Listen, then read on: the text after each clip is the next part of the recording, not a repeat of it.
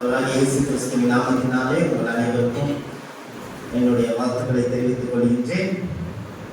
இன்றைய நாளிலே தேவனுடைய வார்த்தை உங்கள் மத்தியிலே பகிர்ந்து கொள்வதிலே மிகுந்த மகிழ்ச்சி அடைகின்றேன்.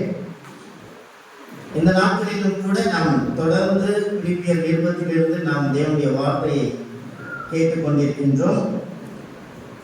கடந்த நாட்களிலே பிலிப்பியர் 2ஆம் அதிகாரம் 1 4 உள்ள வசனங்களை நாம் பார்க்க உதவி செய்தார். இன்றைய நாளிலும் அதை தொடர்ந்து அடுத்த வசனங்கள் பிலிப்பியர் 5ஆம் அதிகாரம் 2ஆம் அதிகாரம் 5 11 உள்ள வசனங்களை நாம் தியானிக்க இருக்கின்றோம். வாசிக்கலாம்.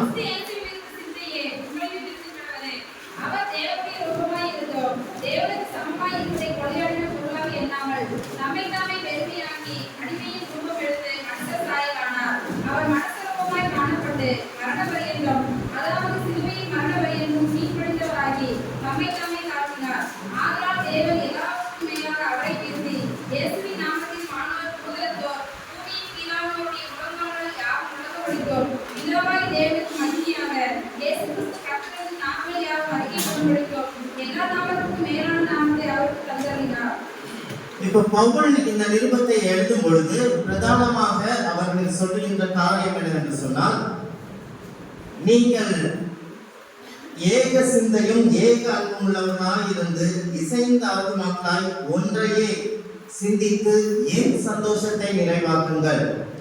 அப்ப பவுல் எந்த இடத்துல இருந்து எழுதுறாரு நமக்கு தெரியும். ரோமாபுரி சிறைச்சாலையிலிருந்து ராயனுடைய தீர்ப்புக்காக அங்கே அடைக்கப்பட்டிருக்கின்றார். அந்த சமயத்திலே இந்த திருச்சபை மக்கள் அவருக்கு எபப்ராதித்துவின் மூலமாக உதவிகளை செய்தார்கள். எனவே அவர்களுக்கு நன்றி செலுத்தும் விதமாகவும் இந்த திருச்சபை எல்லா விதத்திலும் பவுலுக்கு உடன்பட்டவர்கள், குறிப்பாக சுவிசேஷத்திலே இவர்கள் உடன்பட்டார்கள், அவருடைய பொருளாதாரத்திலே இவர்கள் உடன்பட்டார்கள், அவருடைய போராட்டத்திலே இவர்கள் உடன்பட்ட திருச்சபையாக இருந்தார்கள் கஷ்டத்திலே. இப்பொழுது இப்படிப்பட்ட சூழ்நிலையிலே இந்த திருச்சபையை பவுல் அதிகமாக பிலிப்பு திருச்சபையை நேசிக்கின்றார். எனவேதான் அவர் சொல்லும் பொழுது, எப்பாப்ராதித்து இங்க வந்த பிறகு அவர் சுகவீனமா இருப்பதை உங்களிடத்தில் அறிவிக்க கூட எனக்கு கஷ்டமாக இருக்கின்றது. ஆனாலும் தேவன் என்னுடைய ஜெபத்தை கேட்டு என்னுடைய விண்ணப்பத்திற்கு பதிலை கொடுத்தார். பவுல் அநேக சமயத்திலே அநேக அற்புதங்களை செய்தவர். அவருக்கு குறிப்பாக கடந்த வாரத்திலே நாம் கேட்டோம் அல்லவா, ஆண்டவர் ஒவ்வொருவருக்கும் ஒவ்வொரு தாளந்துகளை தருகின்றார் என்று சொல்லி அழகாக திருச்சபையிலே கொடுக்கப்பட்ட தாளந்துகளும் அவருடைய முக்கியத்துவத்தை குறித்தும் அன்பை குறித்தும் அவர் கடந்த நாட்களிலே அருமையான சகோதரர் பேசினார். அதுபோல பவுல் இங்கே சொல்லும் பொழுது, எபப்ராதித்து மரண அவதியில இருந்தாலும் அவருக்கு சுகமாக்குற வல்லமையை தேவன் கொடுத்திருந்தார். அநேக சமயத்துல சப்பானியை குணமாக்குறாரு, உயிரோட இருந்தா நிறைய காரியங்களை பவுல் தன்னுடைய ஊழியர்களை செய்தார். ஆனா இந்த இடத்துல எபப்ராதித்துவை அவர் சுகமாக்க முடியல.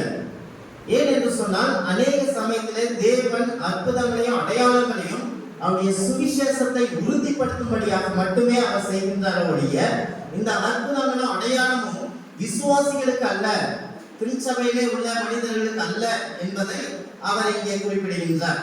அது மாத்திரமல்ல, இன்றைய நாள்ல கடந்த வாரத்தில் நம்ம பார்த்தோம், நீங்கள் ஏக சிந்தையும் ஏகம் அன்புள்ளவர்களாய் இருந்து இசைந்த ஆத்துமாக்களாய் ஒன்றையே சிந்தித்து என் சந்தோஷத்தை நிறைவாக்குங்கள். நீங்கள் ஒரே ஆவியிலே உறுதியாய் நின்று ஒரே ஆத்மாவினாலே சுவிசேஷத்தின் விசுவாசத்திற்காக நீங்கள் போராட வேண்டும். அப்போ திருச்சபையில எல்லா திருச்சபையிலும் பொதுவாக காணப்படுகின்ற ஒரு பிரச்சனை என்னவென்று சொன்னால், ஒற்றுமை இல்லாத நிலைமை, பிரிவினைகள், விசுவாசிகளுக்குள்ளே பிரிவினைகள், அநேக போதகர்கள் விசுவாசிகளை பிரித்து ஆளுகின்ற போதகர்களாகவும் இருக்கின்றார்கள். எனவே இந்த காலகட்டத்திலே கடந்த வாரத்திலே கேட்ட ஒரு வார்த்தை சொன்னார் அவர். அதாவது ஒரு பெரிய திருச்சபையை பார்த்து பிசாசானவன் பயப்படவில்லை, ஒரு சிறிய திருச்சபையிலே ஒற்றுமையை பார்த்து அவன் பயந்து ஓடுகின்றான் என்று சொன்னான். அது நிச்சயமாக உண்மை. அப்போ ஒற்றுமை எதற்காக வேண்டும், ஐக்கியம் எதற்காக இருக்க வேண்டும், கிறிஸ்து இயேசுவில் இருந்த சிந்தையானது திருச்சபையிலும் இருக்க வேண்டும் என்று சொல்லி பவுல் சொல்லுகின்றார், எல்லாவற்றையும் திருச்சபையால் செய்ய முடியும், ஆனால் ஒன்றாக இசைந்த ஆத்துமாக்களாய் இருப்பது சாத்தியம் இல்லாத காரியம். அப்போ இந்த சாத்தியம் இல்லாத காரியத்தை எப்படிமாக சாத்தியமாக்க முடியும் என்பதை அவர் சொல்லுகின்றார். அவர் என்ன சொல்லும் பொழுது, ஆதலால் கிறிஸ்துவுக்குள் யாதொரு ஆறுதலும் யாதொரு கிறிஸ்துவுக்குள் அன்பு நமக்கு இருக்கும் பொழுது எல்லாவற்றையும் செய்ய முடியும் என்று சொல்லி, இப்போ இந்த நாட்களிலே கிறிஸ்து எடுத்துக்காட்டாக அவர் சொல்லுகின்றார். பின்னே உள்ள வசனங்களை நாம் திருச்சபையிலே ஒரே சிந்தையாய் ஒரே ஆவியாய் இருப்பதற்கு யாரை எடுத்துக்காட்டாக சொல்லுகின்றார், யாருடைய குணாதிசயத்தை அவர் சொல்லுகின்றார் என்று சொன்னால் கிறிஸ்துவனுடைய குணாதிசயத்தை அவர் சொல்லுகின்றார். அதெல்லாம் நம்ம பார்க்கிறோம். பிலிப்பியர் 2ஆம் அதிகாரம் 5-11 உள்ள வசனங்களிலே கிறிஸ்துவினுடைய தன்மைகள் எப்படிப்பட்ட தன்மைகள் என்பதை நாம் வாசிக்க கேட்டோம். ஃபர்ஸ்ட் அவர் சொல்லுகின்ற காரியம், அவர் தேவனுடைய ரூபமாய் இருந்தும் 6வது வசனத்துல தேவனுக்கு சமமாய் இருப்பதை கொள்ளையாடின பொருளாக எண்ணாமல், அவர் தேவனுடைய ரூபம். அப்போ கிறிஸ்துவனுடைய குணாதிசயங்கள் எப்படிப்பட்டது என்பதை குறித்து 4 காரியங்களை குறித்து இந்த காலை வேளையிலே உங்களோடு பகிர்ந்து கொள்ள போகின்றேன். அப்போ முதலாவது, கிறிஸ்து தேவனுடைய ரூபமாயிருந்தும் சமமாக எண்ணவில்லை, தம்மை தாமே வெறுமையாக்கி அடிமையின் ரூபம் எடுத்து. இந்த அடிமை என்கின்ற வார்த்தை மிகவும் முக்கியமான ஒரு வார்த்தை. ஏன் என்று சொன்னால், கிறிஸ்துவை அவர் அடிமையாக, அவர் எவ்வளவாக இந்த உலகத்திலே வந்தார் என்பதை அவர் எழுதுகின்றார். அப்போ பவுல் இந்த நிருபத்தை எழுதும் பொழுது கூட, அவர் ஆரம்பித்து எழுதும் பொழுது அவர் எப்படி சொல்றாரு, கிறிஸ்து இயேசுவின் ஊழியக்காரனாகிய பவுலும் தீமோத்தேயுவும். ஊழியக்காரன் என்ற வார்த்தையானது டூலஸ் என்ற கிரேக்க பதத்திலிருந்து வந்தது. அந்த டூலஸ் என்ற பதத்திற்கு அர்த்தம் என்ன என்று சொன்னால் அடிமை. அப்போ ஒரு ஊழியன் என்று சொன்னால் அடிமை. அப்ப கிறிஸ்து எவ்வளவாக இந்த உலகத்திலே வந்தார் என்பதற்கு அடிமையின் ரூபம் எடுத்து வந்தார். அப்போ அடிமையின் குணாதிசயங்கள் என்ன என்பதை குறித்து தான் 4 காரியங்களை இந்த காலை வேளையிலே உங்களோடு பகிர்ந்து கொள்ள போகின்றேன். ஒரு அடிமையின் குணாதிசயம் என்னவென்று சொன்னால், அடிமையாக இருப்பது என்பது தன்னுடைய சுய உரிமைகளையும் அதிகாரத்தையும் விட்டு கொடுக்க வேண்டும்.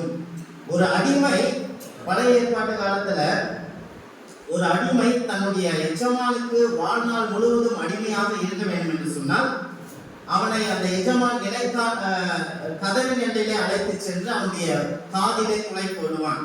அப்போ அந்த ஊசியில துளை போட்ட பின்னாடி அதை பார்க்கிறவங்க எல்லாமே இவன் இந்த எஜமானுக்கு அடிமை, யாருடைய சொல்லையும் கேட்க முடியாது. அந்த எஜமானுடைய திட்டத்தையும் அவனுடைய செயலை மட்டுமே நிறைவேற்ற முடியும். அதுதான் ஒரு அடிமை.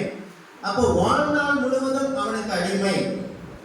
இங்க இந்த அடிமையான வார்த்தை என்பது கிறிஸ்துவனுடைய அதிகாரத்தை, தெய்வீக தன்மையை அவர் விட்டு கொடுத்தார்.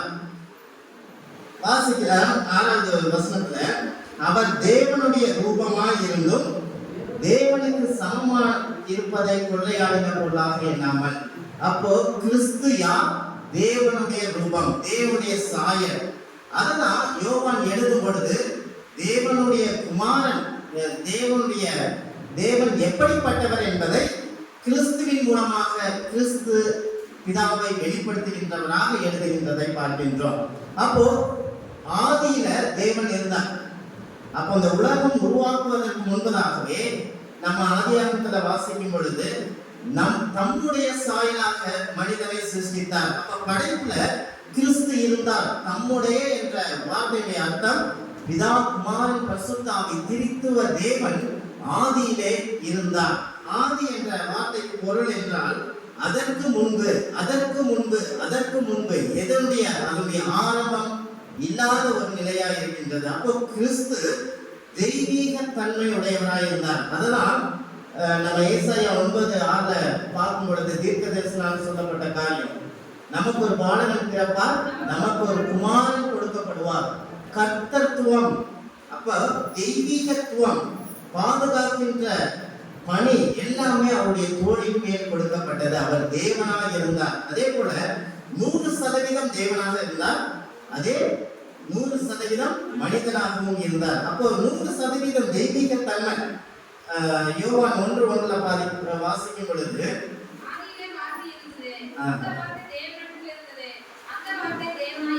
பாத்தீங்களா, தேவனிடத்தில் இருந்தது, தேவனாய் இருந்தது, அந்த வார்த்தை மாம்சமாகி. யார் மாம்சத்திலே வந்தது?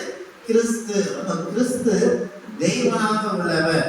அப்ப எபிரேயர் 1:8 குமாரனை நோக்கி, தேவனே உம்முடைய சிங்காசனம் என்றென்றைக்கும் உள்ளது.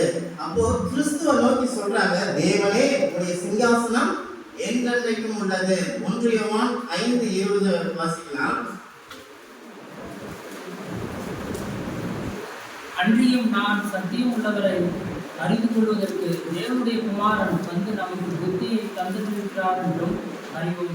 அவருடைய குமாரனாகிய இயேசு கிறிஸ்து எனப்பட்ட சத்தியம் உள்ளவர்கள் என்றும் இருக்கிறோம். இவரே மெய்யான தேவனும் நித்திய ஜீவனுமாய் இருக்கின்றார். யார்? தேவனுடைய குமாரன் இயேசு கிறிஸ்து. அப்ப இயேசு கிறிஸ்து இம்மானுவேல் என்பதற்கு பொருள் என்ன? தேவன் நம்மோடு இருக்கின்றார். இந்த பேர் யாருக்கு கொடுக்கப்பட்டது? இயேசுவுக்கு கொடுக்கப்பட்டது. இந்த இயேசு முற்றிலுமாக தேவனுக்கு சமமாக இருந்தவர். அதான் சொல்றாரு, அவர் தேவனுடைய ரூபம். தேவனுடைய ரூபம் என்று சொன்னால் எங்கும் நிறைந்தவர், எல்லாவற்றையும் அறிந்தவர், எல்லாம் அவருடைய ஆளுகைக்கு உட்பட்டது. அவருடைய நாலேஜ்க்கு தெரியாம எதுவுமே நடக்காது. அதுதான் தெய்வீக தன்மை. எல்லாத்தையும் உருவாக்க முடியும், அழிக்க முடியும், படைக்க முடியும், எல்லாவற்றையும் செய்ய முடியும். இதுதான் தேவனுடைய சாயலை கிறிஸ்து இருந்தாலும் அவருக்கு சமமாய் இருக்கவில்லை. அந்த சராசரத்தையும் படைத்தவர், உலகத்தை படைத்தவர் இப்ப எப்படியாக வருகின்றார் என்று சொன்னால், தன்னைத்தானே அடிமையின் ரூபம் எடுத்து, அப்போ அவருடைய அதிகாரத்தை விட்டுவிட்டு, அவருடைய சுய உரிமைகளை எல்லாவற்றையும் விட்டுவிட்டு, நமக்காக, உங்களுக்காக, எனக்காக ஒரு மனிதனாக, முற்றிலுமாக 100% மனிதனாக இந்த உலகத்திலே வந்தார். ரோமர் 8:3 வாசிக்கும் போது அவர் எவ்வளவாக மனிதனாக இருந்தார்?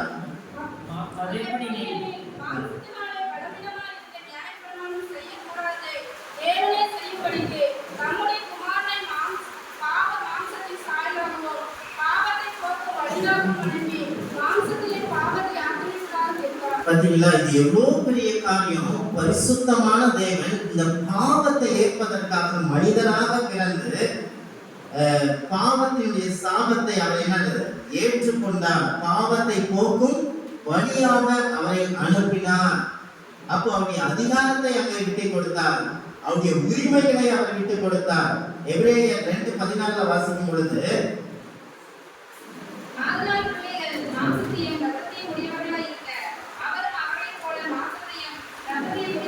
அப்போ கிறிஸ்து மனிதனாய் எப்படி இருந்தார்? நம்மை போல அவர் எப்படி இருந்தாரு? ரத்தத்தையும் மாம்சத்தையும் உடையவராய் இருந்தார். அதனாலதான் அவருக்கு என்ன இருந்தது? பசி எடுத்தது. அதனாலதான் அவருக்கு என்ன ஏற்பட்டது? வியர்வை ஏற்பட்டது. சோர்ந்து போய் என்ன பண்ணாரு? அந்த ஆபிரகாம் கிணறுண்டையில உட்கார்ந்தாரு, முடியாம. பிசாசுனால சோதிக்கப்பட்டாரு. 40 நாள் ஃபாஸ்டிங் எடுத்த பின்னாடி என்ன ஆகுது? உபவாசம் எடுத்த பின்னாடி அவருக்கு பசி உண்டாயிற்று. அப்போ முற்றிலும் அவன் மனிதனாக இருந்தார். மனிதனாக இருந்தபடினால்தான் அவர் என்ன சொல்றாரு? இந்த பாத்திரம் என்னை விட்டு நீங்க கூடுமானால் நீங்கி போகட்டும். ஒருவேளை அவருக்கு வழி எதுவுமே இல்லைன்னா இந்த வார்த்தையானது அவருடைய வாயிலிருந்து வந்திருக்க முடியாது. அப்போ 100% தேவனாக இருந்தார், 100% மனிதனாக வந்தார். இது எவ்வளவு பெரிய அதிகாரத்தை விட்டு வருவது அடிமையின் ரூபம். அப்ப தேவனுக்கு சமமா இல்லை, அதற்கு எதிர்மாறாக மனிதனுக்கே அவருடைய பாவத்தை நிவர்த்தி செய்வதற்காக அடிமையாக இந்த உலகத்திலே வந்தார். அப்போ கடைசியாக ஒரே ஒரு வசனத்தை மாத்திரம் நம்ம வாசிக்கலாம். கொலோசியர் 1:15-16. அப்ப தேவன் குமாரன் எப்படிப்பட்டவர்?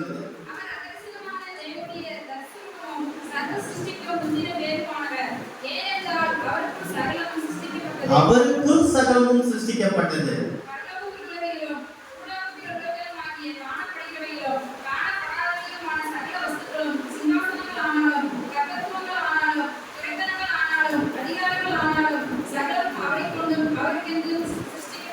இந்த உலகத்துல சகலமும் அவரை செய்யப்பட்டது. எவ்வளவு அதிகாரம் உள்ள தேவன் கிறிஸ்து அடிமையின் ரூபம் எடுத்து தன்னைத்தானே வெறுமையாக்குவார் என்று சொன்னால், நாம் ஏன் இதை திருச்சபையிலே செய்ய முடியாது? நாம் ஏன் செய்ய முடியாது? நம்முடைய அதிகாரத்தையும் நம்முடைய செல்வங்களையும் நம்முடைய புகழையும் நம்முடைய படிப்புகள் எல்லாவற்றையும் நாம் வெறுக்கும் பொழுது, நம்முடைய உரிமைகளை விட்டுக் கொடுக்கும் பொழுது, நம்முடைய அதிகாரத்தை விட்டுக் கொடுக்கும் பொழுது, நாமும் சக மனிதர்களோடு அந்த ஏக சிந்தையும் ஏக அன்பும் உள்ளவர்களாய் இருந்து இசைந்த ஆத்மாக்களாய் திருச்சபையில இருக்க முடியும். இரண்டாவதாக, ஒரு அடிமையின் குணாதிசயம் என்னவென்று சொன்னால், அடிமையானவன் தன்னை முற்றிலுமாக வெறுக்க வேண்டும், தன்னுடைய சுயத்தை முற்றிலுமாக விட்டு கொடுக்க வேண்டும். அதை தான் கிறிஸ்து நமக்காக செய்தார். அவர் என்ன பண்ணாரு? அவர் தேவனுடைய ரூபமாய் இருந்தும் தேவனுக்கு சமமானதை கொள்ளையாடின பொருளாக எண்ணாமல் தம்மை தாமே வெறுமையாக்கி, அப்போ அவருக்காக அவர் மூலமாய் சகலம் உண்டாக்கப்பட்டது, அவருக்குள் சிருஷ்டிக்கப்பட்டது எல்லாமே இருந்து அவர் எல்லாவற்றையும் என்ன பண்ணாரு? வெறுமையாக்கி. பெரிய விஷயம் இல்லையா? ஒரு இன்றைக்கு தேசத்தை ஆளுகின்ற ராஜாக்கள் ஒரு நாள் அவருடைய பதவியும் அவர்கிட்ட இருக்கிற எல்லாமே போயிட்டு, ஒரு இன்கம் டாக்ஸ்ல எல்லாம் போயிடுச்சுன்னு வச்சுக்கோங்க, தனியா ஒரு மனுஷனா வரும்போது அவனுடைய உள்ள எப்படி பாதிக்கப்படும்? அவனால வாழவே முடியாது. பதவி இல்லைன்னா வாழ முடியாது, பணம் இல்லைன்னா வாழ முடியல. இல்ல, ஒரு ஏசியில இருந்துட்டு சாதாரண ஒரு வீட்டுல நம்மளால இருக்க முடியுதா? நிச்சயமா மிகவும் கஷ்டமான ஒரு விஷயம். ஆனா உலகமே அவருக்காக படைக்கப்பட்டு சிருஷ்டிக்கப்பட்டு எல்லாமே கொடுக்கப்பட்டவர், அவர் எல்லாவற்றையும் விட்டு பெருமையாக்கி வருவது என்று சொன்னால், இதுதான் ஒரு அடிமை ரூபம். தன்னுடைய சுயத்தை அங்கே அவர் செய்ய முடியாது. நான் விரும்புகின்றதை மற்றவர்களுக்கு செய்ய முடியாது. அவர் விரும்புகின்ற காரியத்தை மாற்றமே நான் செய்ய முடியும். எனவேதான் திருச்சபையிலே இவ்வளவான குணாதிசயங்கள் இருக்க வேண்டும். கிறிஸ்துவே இதை செய்தார். பரலோகத்தின் சிங்காசனத்தில் இருந்து சிலுவை வரைக்கும் அவர் என்ன பண்ணார்? தன்னை வெறுமையாக்கினார். அங்கிருந்து கந்தல் வரை என்ன பண்ணாரு? அவர் நம்மை வெறுமையாக்கினார். ஊழியம் செய்ய வராமல், ஊழியம் கொள்ளும்படியாக வராமல், ஊழியம் செய்யும்படியாக அவர் வந்தார். சிங்காசனத்தை விட்டு பெத்லகேமிலே பிறந்தார்.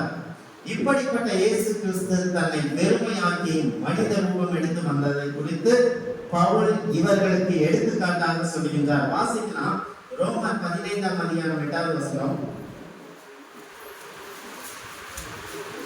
நீங்கள் ஒருமனப்பட்டு நம்முடைய கர்த்தராகிய இயேசு கிறிஸ்துவின் பிதாவாகிய தேவனை ஒரே வாயினாலே மகிமைப்படுத்தும்படிக்கு, பிதாவுக்கு பண்ணப்பட்ட வாக்குத்தத்தங்களை உறுதியாக்கும்படிக்கு தேவனுடைய சத்தியத்தின் இயேசு கிறிஸ்து விருத்தசேதனமுள்ளவருக்கு ஊழியக்காரனார் என்றும். பாத்தீங்களா? யாருக்காக ஊழியம் செய்ய வருகின்றார்? விருத்த சேதனம் உள்ளவர்களுக்கு ஊழியம் செய்ய வருகின்றார். ஆனால் அதை அறியாத இந்த ஜனங்கள் கிறிஸ்துவை சிலுவையில் அறையுங்கள், பரபாசை விடுதலை ஆக்குங்கள் என்று சொல்லி கூக்குரலிட்டார். அதே போல இந்த கிறிஸ்து எவ்வளவாக தன்னை தாழ்த்தினார், எவ்வளவாக தன்னுடைய சுயத்தை வெறுத்தார் என்று சொன்னால், அதை தான் நாம யோவான் 13ஆம் அதிகாரம் 3லிருந்து 5 உள்ள வசனங்களை வாசிக்கும் பொழுது, கடைசியாக அவர் மரணத்திற்குள்ளாக செல்வதற்கு முன்பதாக அவரே என்ன பண்றாரு? தன்னுடைய சீஷருடைய கால்களை கழுவி தன்னுடைய அறையில உள்ள வஸ்திரத்தினால் அவருடைய கால்களை அவர் துடைத்தார். இயேசு கிறிஸ்து. அப்போ நானே இதை செய்யும் பொழுது நீங்களும் என்ன பண்ணுங்க? ஒருவருக்கொருவர் செய்யுங்கள். வாசிக்கலாம், யோவான் 13:3-5.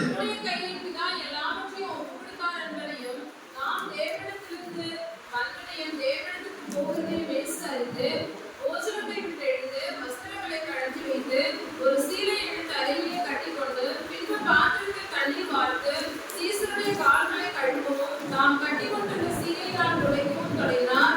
அவர் சீமோன் பேதுருவினிடத்தில் வந்தபோது, எவ்வளவு ஒரு அந்த சராசரத்தை படைத்த இயேசு கிறிஸ்து சீஷருடைய கால்களை கழுவி அதை தன்னுடைய வஸ்திரத்தினாலே துடைத்தார். இத நீங்க ஒருவர் செய்யணும் சொல்லி கட்டளையாக இயேசு கிறிஸ்து என்ன பண்ணாரு? நமக்கு கொடுத்திருக்கின்றார். நீங்களும் அவனமாக நம்ம திருச்சபையில என்ன பண்றோம்? பந்திக்கு பிறகு ஒருவர் கால்களை கழுவி நம்ம வஸ்திரத்தினால துடைக்கிறோம். இப்ப கொஞ்ச நாளா அதை விட்டுட்டோம். நம்ம வருஷத்துல ஒரு டைம் 2 டைமாவது அதை தொடர்ந்து செய்யணும். ஏன்னா இயேசு கிறிஸ்து அப்படி செய்யும்போது திருச்சபையில நாம் ஒருவர் மனஸ்தாபங்கள், குழப்பங்கள், கஷ்டங்கள், வேற்றுமைகள் இருக்குமே என்று சொன்னால் இப்படிப்பட்ட செயல்களை நாம் செய்யும் பொழுது ஏக சிந்தையும் ஏக அன்பும் உள்ளவர்களாய் இருந்து இசைந்த ஆத்துமாக்களாய் ஒன்றையே நாம் சிந்திக்கிறவர்களாய் இருப்போம். அப்போ ஒன்றாவது பார்த்தோம், ஒரு அடிமையின் குணாதிசயம் என்ன என்பது அவருடைய அதிகாரத்தையும் உரிமைகளையும் விட்டு கொடுப்பது. ஒரு அடிமையின் குணாதிசயம் என்பது முற்றிலுமாக தன்னை பெருமையாக்குவது, தன்னுடைய சுயத்தை விட்டு கொடுப்பது. மூன்றாவதாக ஒரு அடிமை என்பதை குணாதிசயம் என்ன என்று சொன்னால் அவன் எஜமானின் சித்தத்தை செய்ய வேண்டும்.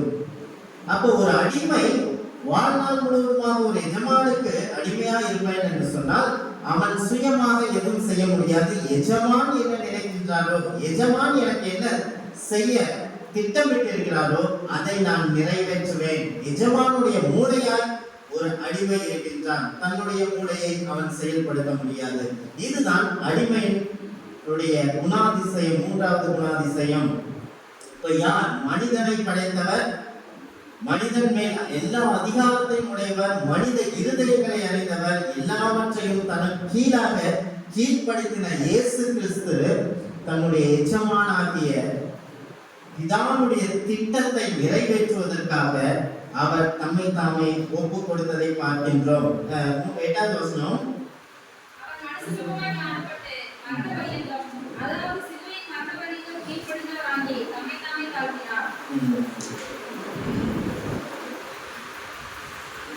அவர் மனுஷ ரூபமாய் காணப்பட்டு, அப்போ ஒரு தேவனாகிய கர்த்தர் மனித ரூபத்திலே அவருடைய திட்டத்தை நிறைவேற்றுகின்றவராய் இருக்கின்றார். மனிதனாக பிதாவை வெளிப்படுத்தின கிறிஸ்து மனிதனாக பிதாவின் திட்டத்தையும் நிறைவேற்றுகின்றவராய் இருக்கின்றார். அப்போ வாசிக்கலாம், மத்தேயு 26ஆம் அதிகாரம் 29. இதுதான் இல்ல மத்தேயு 26ஆம் அதிகாரம். சரி, ஓகே, அது அந்த வசனம். சோ இது என்ன இருக்குன்னு சொன்னா, முற்றிலுமாக என் போஜனத்தை அல்ல பிதாவுடைய போஜனத்தை, பிதாவுடைய சித்தத்தை நிறைவேற்றுவதே என்னுடைய போஜனமா இருக்கின்றது என்று இயேசு கிறிஸ்து அறிந்திருந்தார். அதனாலதான் சுயமாக அவர் எந்த முடிவும் எடுக்கவில்லை.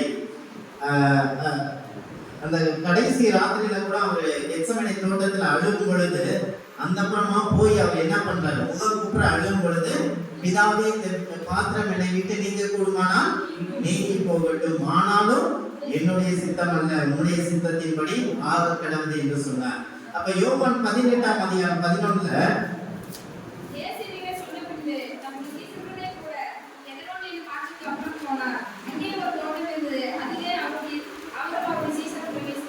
என்ன, யோவான் 18ஆம் அதிகாரம் 11 பேதுருவை கடைசி நாள் காட்டி கொடுத்து அங்க அழைத்து கொண்டு போறாங்க. கைது செய்யும் பொழுது என்ன நடக்குது படிக்கலாம்.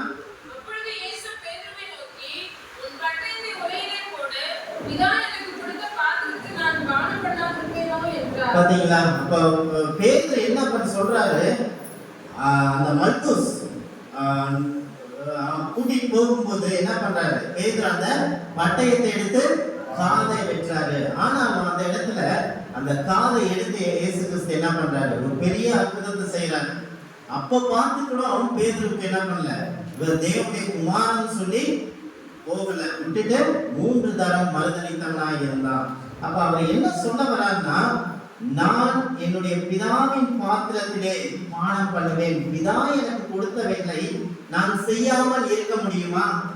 பேதுருக்கிட்ட கேட்கும் போதே, ஆண்டவரே இந்த பாத்திரம் நமக்கு வரக்கூடாது, இந்த போராட்டங்கள் நமக்கு வரக்கூடாதுன்னு சொன்ன உடனே, அப்பால போல் சாத்தானே அவருடைய சித்தத்தை நிறைவேற்றாமல் இருக்க முடியுமா? ஏன் சொன்னா, இது எனக்கு நியமிக்கப்பட்டது. எப்படி ஒரு எஜமான் ஒரு அடிமைக்கு தன்னுடைய ஊழியக்காரனுக்கு என்னென்ன வேலை செய்ய வேண்டும் என்று நியமிக்கப்பட்டிருக்கின்றாரோ, எழுதப்பட்டிருக்கின்றதோ, அது எனக்காக எழுதப்பட்டிருக்கின்றது. எனவேதான் சில கஷ்டமான சோதனையான நேரத்திலே கூட இயேசு கிறிஸ்து சொல்லும் பொழுது தீர்க்கதரிசினால் சொல்லப்பட்ட காரியம் நிறைவேறும்படியாக இப்படி நடந்தது என்று சொல்லி அந்த ஒரே பாதையிலே அவர் பிரயாணிக்கின்றவராய் இருப்பார். அப்ப பிதா அவரை குறித்து என்ன எழுதியிருந்தார்? எபிரேயர் 10ஆம் அதிகாரம் 7வது வசனத்துல வாசிக்கும் பொழுது, தேவனே உம்முடைய சித்தத்தை செய்ய இதோ வருகிறேன், புத்தக சுருளில் என்னை குறித்து எழுதியிருக்கின்றது. அப்போ உம்முடைய சித்தத்தை செய்வதற்கு இதோ அடிமையாக வருகின்றேன். அப்போ திருச்சபையிலே அவருடைய சித்தத்தை செய்ய வேண்டும் என்று சொன்னால் இதோ நாம் அடிமையாக இருக்க வேண்டும். அடிமை என்று சொன்னால் அன்பினாலே இயேசு கிறிஸ்து எப்படி ஒருவரை ஒருவர் தங்களிலும் மேன்மையுள்ளவர்களாக எண்ணி பிதாவின் திட்டத்தை நிறைவேற்றும்படியாக. கிறிஸ்துவின் திட்டம் என்ன? நானும் பிதாவும் ஒன்றாயிருக்கிறது போல நீங்களும் ஒருவரில் ஒருவர் அன்பாயிருங்கள், ஒன்றாயிருங்கள் என்று சொல்லி நமக்கு கட்டளை கொடுத்தாரே. ஏன் நம்மால் செய்ய முடியவில்லை? இவ்வளமாக நம்முடைய திட்டம், கிறிஸ்து நம்மை குறித்ததான திட்டம் என்ன என்பதை நாம் அறிந்து அவருடைய செய்கையாக நாம் இருக்கிறோம் என்பதை அறிந்திருப்போம் என்று சொன்னால் வேக சிந்தையும் ஏக அன்புள்ளவர்களாய் இருந்து இசைத்த ஆத்துமாக்களாய் ஒன்றையே சிந்தித்து அவருடைய சந்தோஷத்தை நாம் நிறைவாக்குகின்றவர்களாய் இருப்போம். அது மாத்திரமல்ல, ரோமன் அவருடைய சித்தத்தை செய்வதனாலே நமக்கு கொடுக்கப்பட்ட காரியம் என்னவென்று சொன்னால் ரோமர் 5:19 வாசிக்கும் பொழுது,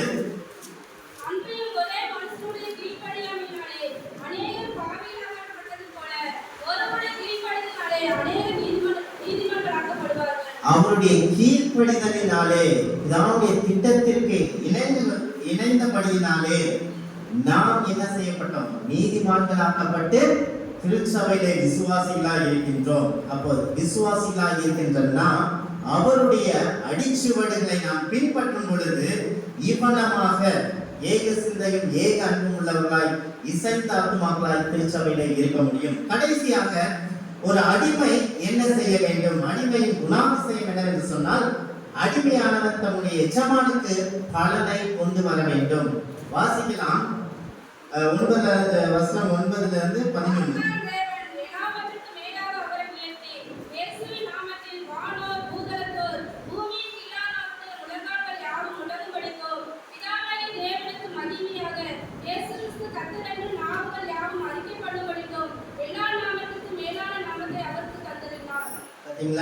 பிதாவாகிய தேவனுக்கு மகிமையாக இயேசு கிறிஸ்து, அப்போ அவருக்கு மகிமையை கொண்டு வரும்படியாக இதை நம்ம அநேக காரியத்திலே எவ்வளமாக கிறிஸ்து பிதாவை மகிமைப்படுத்தினார் என்பதை குறித்து நாம கேட்டிருக்கோம். ஏற்கனவே யோவான் 16ஆம் அதிகாரத்துல வாசிக்கலாம். யோவான் 16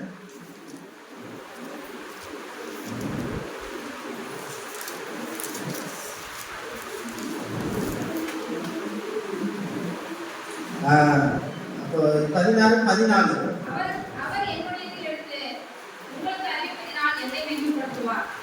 அவர் என்னுடையவைகளிலிருந்து எடுத்து உங்களுக்கு அறிவிப்பதினால் அவர் மகிமைப்படுவார். என்னுடையவைகள் என்று சொன்னால் கிறிஸ்துவை குறித்து அவர் பரிசுத்த ஆவியானவர் நமக்கு அறிவிப்பதினாலே பிதாவாகிய கர்த்தர் மகிமைப்படுவார். அப்ப திராட்சை தோட்டத்தை எவ்வளமாக கிறிஸ்து பராமரிக்கின்றார், எவ்வளமாக அதற்கு நீர் பாய்ச்சலை கொடுக்கின்றார். இன்னும் 1 வருஷம் கொடுக்கட்டும், இன்னும் 1 வருஷம் கொடுக்கட்டும் சொல்லி பிதாவோட வலது பாசத்துல இருந்து நமக்காக அவர் பரிந்து பேசிக் கொண்டிருக்கின்றார்.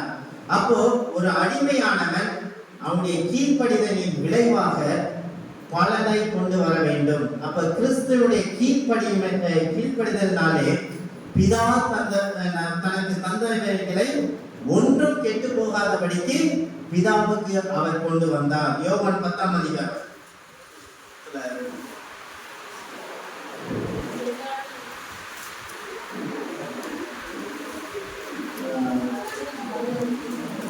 15. யோவான் 10:15.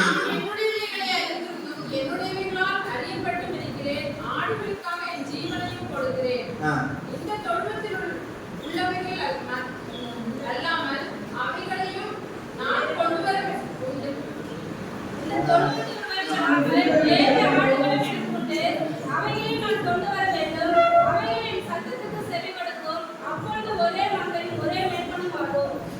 அப்போ ஒரே மந்தையும் ஒரே மேய்ப்பனும் எல்லாரும் உலக தோற்றத்துக்கு முன்பதாக பிதாவான தேவனால் முன்குறிக்கப்பட்ட அனைவரையும் கொண்டு வரும்படியாக தம்மை அடிமையாக்கினார்.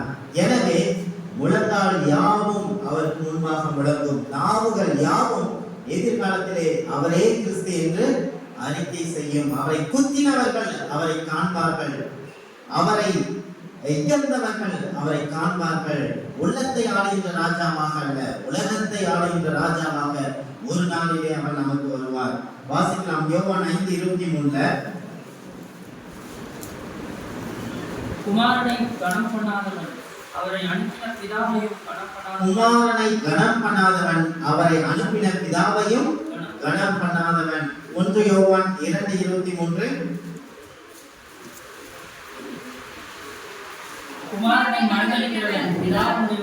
குமாரனை மறுதலிக்கிறவன் பிதாவினுடையவன் அல்ல என்பதை வேத வசனம் தெளிவாக நமக்கு போதிக்கின்றது. அப்போ குமாரனாகிய கிறிஸ்து, அப்படிப்பட்ட கிறிஸ்து தன்னைத்தானே அடிமையாக்கி அடிமையின் ரூபம் எடுத்து மனுஷ சாயினானார். மனிதனுடைய பாவத்தை அவர் ஏற்றுக்கொண்டார். மரண பரியந்தம், அதாவது சிலுவையின் மரண பரியந்தம், அதாவது அதிகபட்ச தண்டனை.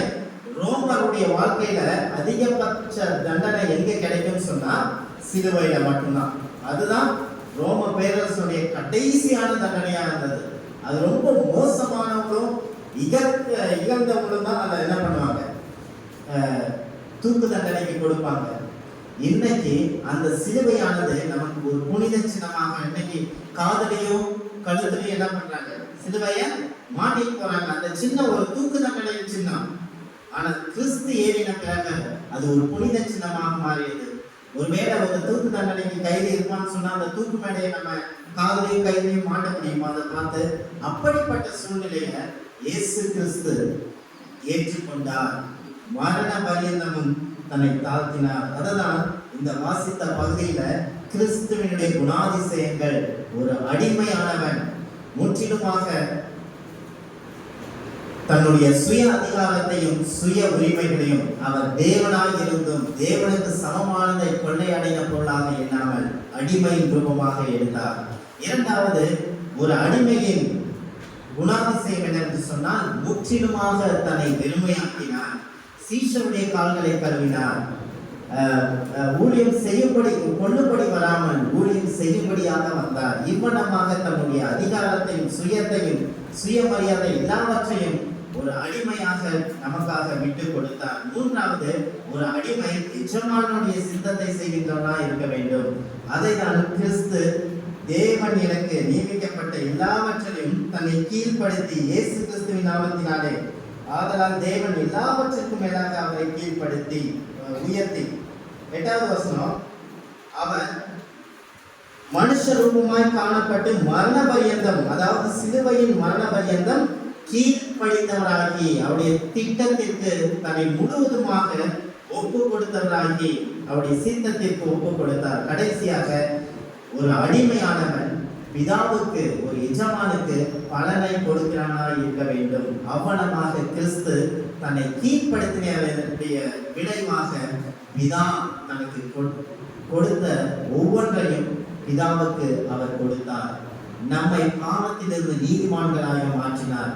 பிதாவோடு ஒப்புரவாக்குவதற்காக தன்னை அடிமையாக ஒப்பு கொடுத்தார். இந்த விதமான சிந்தை உங்களிலே இருக்கும் பொழுது நீங்களும் ஒரே ஆவியிலே ஒரே ஆத்மாவிலே உறுதியாய் தரித்திருந்து என் சந்தோஷத்தை நீங்கள் நிறைவாக்க முடியும். எனவே கிறிஸ்துவாகிய நானே, தேவனுடைய குமாரனாகிய கிறிஸ்துவே உங்களுடைய கால்களை கழுவுவார்கள் என்று சொன்னால் நீங்களும் ஒருவருடைய கால்களை ஒருவர் கழுவ வேண்டும். ஒருவருக்கொருவர் தாழ்மைப்படுத்த வேண்டும். ஒருவருக்கொருவர் தங்களிலும் மேன்மையாக எண்ண வேண்டும். ஏன் என்று சொன்னால் கிறிஸ்து ஒரே இரத்தத்தினாலே அவர் விலைக்கிரயமாக பெற்றுக்கொண்ட திருச்சபையிலே உங்களையும் என்னையும் நிலைநிறுத்திருக்கின்றார். எனவே நம்முடைய திருச்சபையானது ஒற்றுமையுள்ள திருச்சபையாகவும் ஐக்கியத்திலே விடப்படவும் தேவன் தாமே நமக்கு உதவி செய்வாராக. ஆமென்.